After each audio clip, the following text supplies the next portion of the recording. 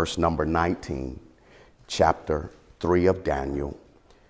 And I'm going to ask if you would just follow along with me. It says, Then Nebuchadnezzar was full of fury, and the expression on his face changed towards Shadrach, Meshach, and Abednego. He spoke and commanded that they heat the furnace 7 times more than it was usually heated. And he commanded certain mighty men of valor who were in his army to bind Shadrach, Meshach, and Abednego and cast them into the fiery furnace. If you would just move down to verse number 24. Then King Nebuchadnezzar was astonished, and he rose in haste and spoke, saying to his counselors, Did not cast 3 men bound into the midst of the fire? They answered and said to the king, True, O king. Look, he answered, I see 4 men loose, walking in the midst of the fire, and they are not hurt, and the form of the 4th is like the Son of God. Verse number 26. Then Nebuchadnezzar went near the mouth of the burning fiery furnace and spoke, saying, Shadrach, Meshach, and Abednego, servants of the Most High God, come out and come here. Then Shadrach, Meshach, and Abednego came from the midst of the fire. And the satraps, the administrators, governors, and the king's counselors gathered together, and they saw these men on whose bodies the fire had no power. The hair of their head was not singed, nor were their garments affected, and the smell of fire was not on them. I have read to you in your hearing from the book of Daniel. Though I have read this morning in light of having been here a couple weeks ago and desiring to come back last week, but was diverted by the leading of the Lord, we're back this week in the subject matter. It's getting hot in here.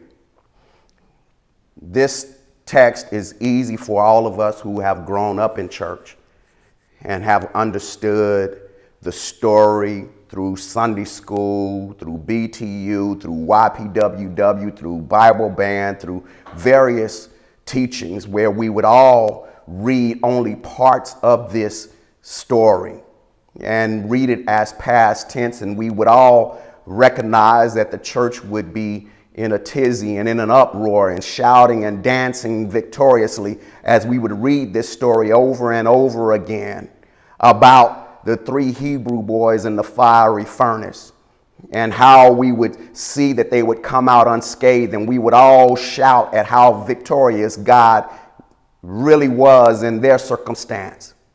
But we have come into our own problems and our own fire and our own fervor and our own favor, only to discover that that fire, the burning fiery furnace, is not really that thrilling to celebrate when it's you that's in it. We love to read about someone else's experience in the burning fiery furnace, but we don't want to experience it ourselves. Matter of fact, who wants to experience a burning fiery furnace? I don't want to experience that. But the truth be told, that the God that we serve wants to be demonstrated through the burning fiery furnace. It's not when we're not in the furnace that God is glorified. We love the idea of walking our lives and moving through our own lives unscathed and unbothered, untethered, and being able to navigate as we please. As we take on the slogan, we don't want no more drama. But the truth in this text is, though they take on the responsibility of serving God, they are willing to accept the consequences that come along with serving God. It's easy to read this and see it simply just as a burning fiery furnace. And it's easy to embrace what their lives are like at this moment. But I shudder to think in my own life, and maybe you should be doing the same right now. Under the sound of my voice, you are going through something specific, something that directly affects your personality. It affects your character. It affects the way you walk. It affects the way you move. It affects the way you interact with your loved ones. It affects the way you interact with those that are around you. The burning fiery furnace has a complete effect over you. It's amazing. I read to you that as we see that they have been in the fiery furnace and not alone without the company of the Spirit of God being with them, but I believe it is the after effects that we kind of brush over. And we have read this, and this is where the church would cut loose and start shouting that they came out, not a hair on their head was singed, none of their clothes were burned, there was not even a smell of smoke. And we like that part.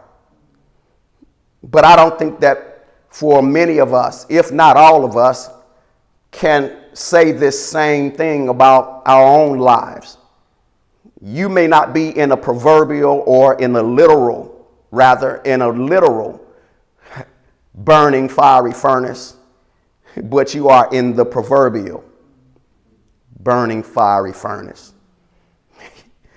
I am reminded, I couldn't help, even as I've read this over and over again for the past couple of weeks, couldn't help but go to 1 Corinthians 10, which many of you know is my favorite scripture, but this rises to the surface, which is, there is no temptation taking you, but such is common to man. But God is faithful, who will not suffer you to be tempted above that you are able, but will with the temptation also make a way to escape. But what if the way to escape is only through the burning fiery furnace? We don't see our escape hatch going by way of a burning fiery furnace. We actually believe that escape is not running into the fire. It's running from the fire. These men, though they're not running to the fire, they're not running from it either. They willingly submit to the will of God and allow whatever repercussions are going to come because of their stance. I can't help, even in reading this and understanding that in my own life, I may not have demonstrated to those who are around me that I have come out of my own fire, not having a hair on my head singed, or my proverbial clothes burned, or not smelling like what I've been through. And the truth is, I often can smell myself of what I've been through. And I would draw attention to the things that I have done and believe that these things have taken control over my own life. They have redefined who I believe I am as opposed to who God has said I am. Y'all know, you look at all of the horrendous things that you've done that nobody even knows. You look at the relationships that you thought were over. You thought that they had ended. And you thought there was no way for them to come back. All for God to step in the middle of your relationship and to stand flat-footed right in the middle of your furnace and say, don't run, don't give up, don't relinquish your position, but stand firm and see my salvation. It's hard for us, as many of us have come through stuff that we believe that is unrestorable. We've come through stuff that is not rebuildable. We can look back, we forget real quick all of the things that we've come through, and we expect that we won't face it again. We feel like that because that some of the things that we've dealt with and we have learned our lesson, that they won't come back to our front door and knock and continue to knock, waiting on an answer. Today, I know I am going to address and speaking to those of you who are taking a position in your life that nobody else around you seemingly understands why you do it. Why are you continuing to stay in a place that no one else can see how you're going to benefit? All they can see is the negative part of that. The three Hebrew boys could easily, placate and submit to the will of Nebuchadnezzar by giving in and saying, you know what, it's no big deal. I really don't want to suffer the consequences. I really don't want that smoke. I really don't want that heat. I really don't want all of the complications that go along with my position. Nebuchadnezzar wants to strong arm his way around those whose trust is in God. You're here this morning and your trust is in God, but it's not mashing up with what you have seen and what you have believed that God has purposed for you. I'm struggling even in my own life. As I minister to you, I am walking in my own burning fiery furnace. For many, it is problematic that the preacher would stand before you and tell you how to navigate through these problematic circumstances in your own lives, and you would believe that he is absolved from that. But the truth be told, I can't preach about nothing that I haven't gone through. And the truth be told, I'm going through it even now. While you're smiling in front of everybody, you're crying behind closed doors. While you're laughing at the party, you are crying in your bathroom with a towel over your face, not wanting the ones in the house to hear you crying because you are miserable. And all you want God to do is to remove you from the circumstance. You want him to take you out of the fire. When God is saying, I want to be glorified with you in the fire. I want everyone to see how amazing I am while you're in the fire. The three Hebrew boys have a way of showing us how standing firm benefits more in the long run than it does in the short run. We love this idea of the enemy having control over our lives, and at the same time believing that God is giving us the power and the authority to stand over him and to control it ourselves. But I am amazed that in some of my own life principles, how I've allowed the enemy to force me into believing that God is not in control. I'm trying to put this picture so you can really get this. Many of us are so afraid of what we've done and what we've come through that we are reluctant to open our hearts to allow God to do what he desires to do, all because we don't want to get burned. My daughter, when she was little, I believe Sydney probably was about 3 or 4. And at the time, being a dog lover, at the time I had a Rottweiler. He was a big dog. He was 150 pounds. He looked mean. He was intimidating. Sydney would like the dog from inside the house. Standing behind the glass door on the patio, she would love to stand with her face up to the door, looking at the dog and calling the dog by his name, Santino. She would love to call his name from the opposite side of the glass. She would love to tap on the glass to let Santino know she was there. There was this one day where I know Sydney would have to be introduced to Santino. And as I would purpose on this day to say, this is the day that you're going to meet the guard dog. You're going to meet the one that you have come close to, but not close enough. You were face to face, but you weren't in the same space.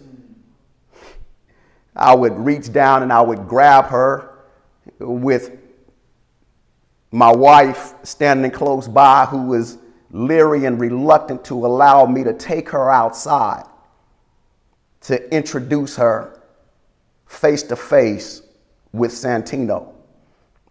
And I'm saying at this very moment to her, to my wife, I'm saying, don't worry, I got it. And to her, she's saying, I don't want my baby hurt. I don't want that dog on my baby. I'm saying, I got it.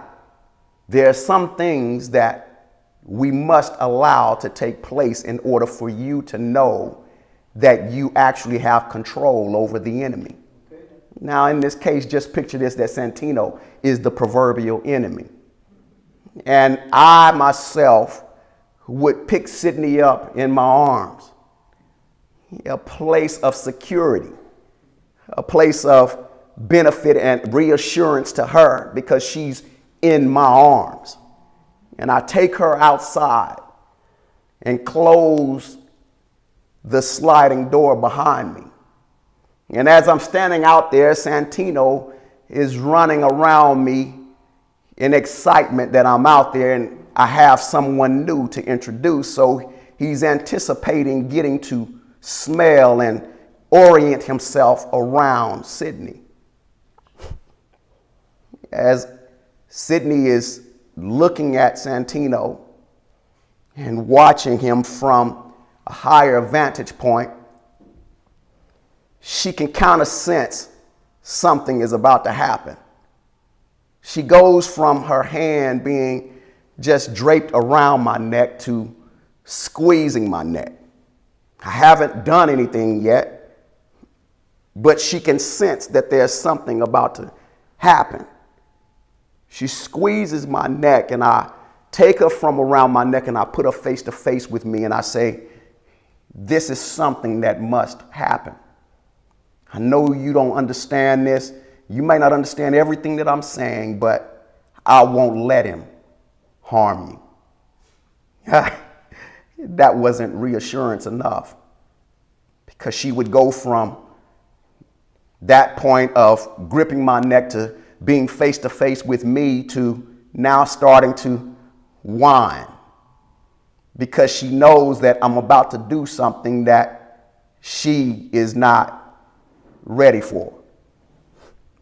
As I convince her even more before I move forward, I say, trust me. I want you to trust me. She's like, no, I want to go in the house. I said, no, this must happen. I want to paint this picture for you, so I don't want you to think that I'm just talking about a dog and a little girl, but I want you to place yourself in this picture.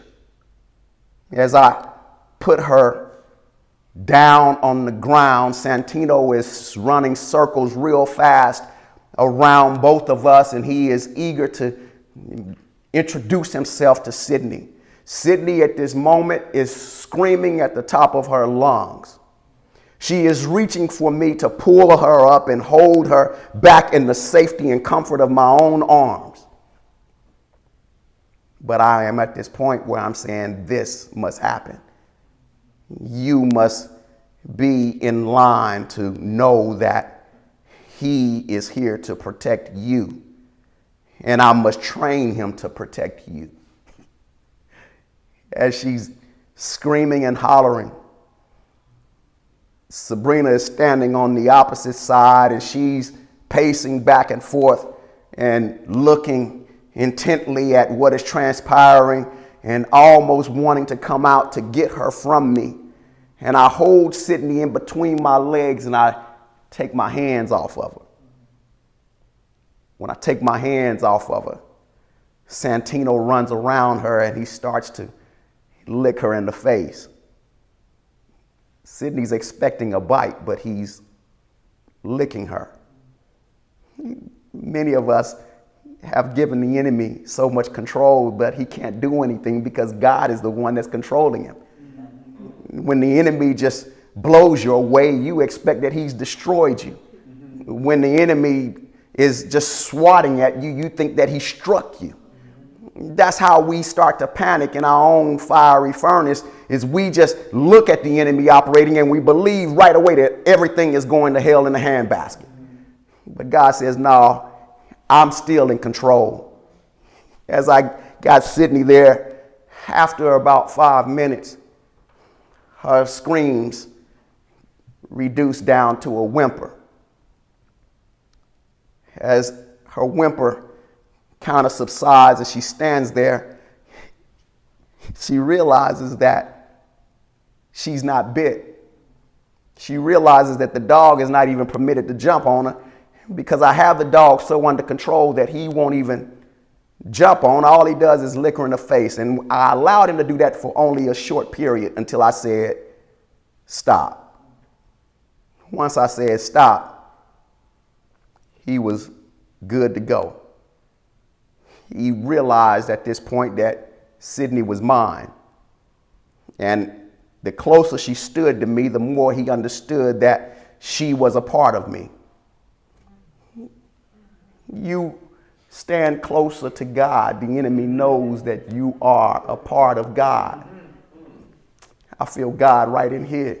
We get riled up because everything is not going right for us, and we think that we're going to lose everything that we worked for, when God is saying, nah, he's only allowed to go so far. I let him run around you. I let him lick you in your face. I let him swat at you. I let him act like he's going to bite you, but he knows better. Sydney would go from being frantic to now wanting to open the sliding door on her own to go out to be with Santino. Y'all listen, I'm not crazy.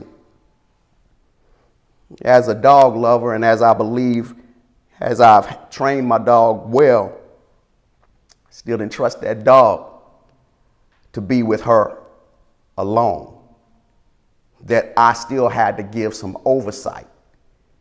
I may not have gone out there with her, but I would stand at the window, just in line sight that Santino could see me watching him interact with her. There are a few times that he would run up and bump a little bit, and I would tap on the glass. That's all I would have to do, is just tap on the glass. Santino would look at me, look at her, and then walk off to another part of the yard. He would come back later and then just watch as she played. He realized that at this point that if you do something that I haven't authorized, you're going to be in trouble. What are you saying?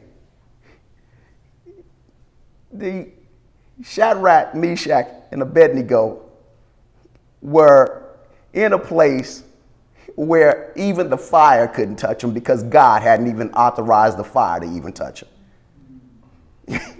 We think that because you're in the fire, that the fire now has all control. There's nothing you can do about it. There's nothing you can say about it. But the truth be told, the fire still needs the permission of God.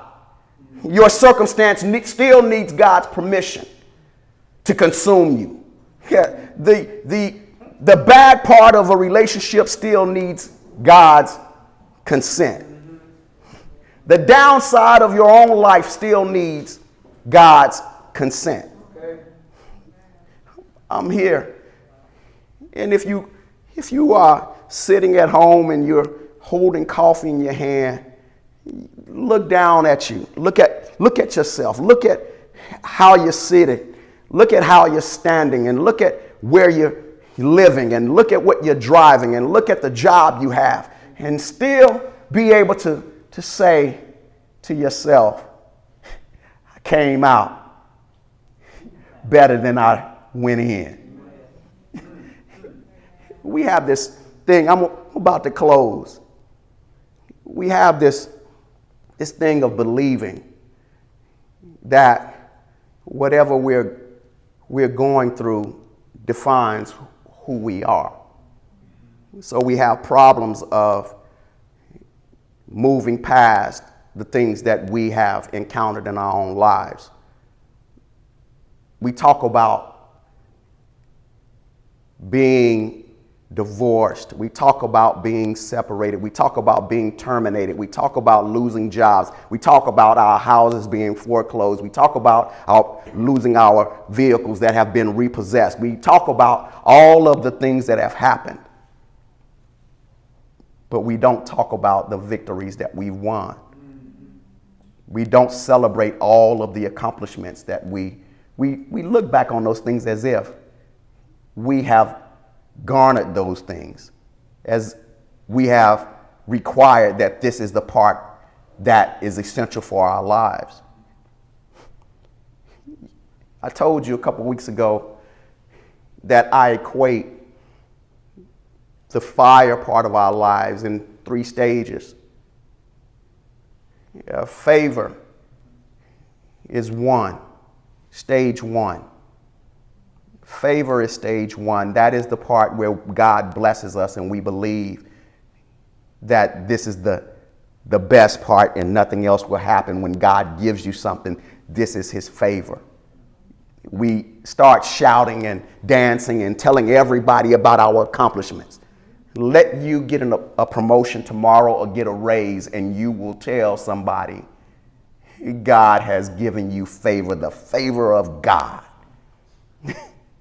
When you get that same promotion, and let you stand firm on the job for what is right when everybody else is going for what is wrong. And you will find that favor then turns to fervor. Mm-hmm. That fervor is when it's not hot, but it's getting hot.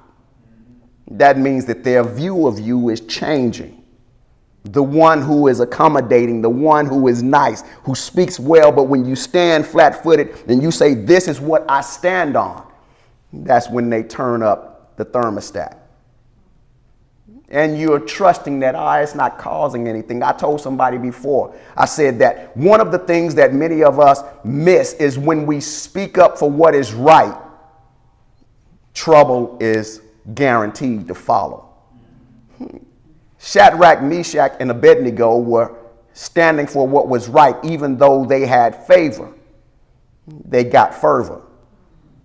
Nebuchadnezzar changed his mind on who he believed they were, who he was told they were, and right away changed his mind and ended up pushing them into a fire. You look at your own lives, and right now, somewhere in your life, there is a burning, fiery furnace. And God is refusing to extinguish it or pull you out. That the only way that he's going to get glory now is by you staying in. This way, he can truly be glorified. I'm going to say this and I'm going to close. I was sharing with someone on yesterday as they had come through their life, a very troublesome spot in their life. and how they believed that what they had gone through was over. They believed that they had managed this part of their life. They believed that they had conquered this part of their life. And when they had got to the point where they said, God, I'm in this sweet spot where all I want to do is please you. All I want to do is serve you. And those things that tempted me before, they won't tempt me now. He said when he said that, 10 minutes hadn't passed when the phone rang. When what he had been tempted with before was giving him a personal phone call. And it was at that moment he said, what do I do at this point? He said, I'm faced with a dilemma. He asked me, just for my insight, and I said, no, you're not faced with a dilemma. You have a choice to make. It's an easy choice. It's a difficult process. Let me say that again. When you follow God, it's an easy choice on what to choose. The process in choosing is what's difficult. Because now you got to bring your flesh under subjection. Your flesh desires one thing. Your flesh is wanting to override what your heart is saying to do what is right. Y'all know you've been in that place where you know what the right thing is, but your flesh is saying, let's think about this for a minute. Let's negotiate about this. We can navigate through this. This don't have to be like it was last time. It don't have to be as problematic as it was last time. It doesn't have to be as outlandish as last time. You can control it this time because you know how you got through it the last time. You know what you did and you messed up on the last time. This time you don't have to do that. We can circumvent that. I said, man, you gotta know at this point that you got to make the decision and allow the process to play out.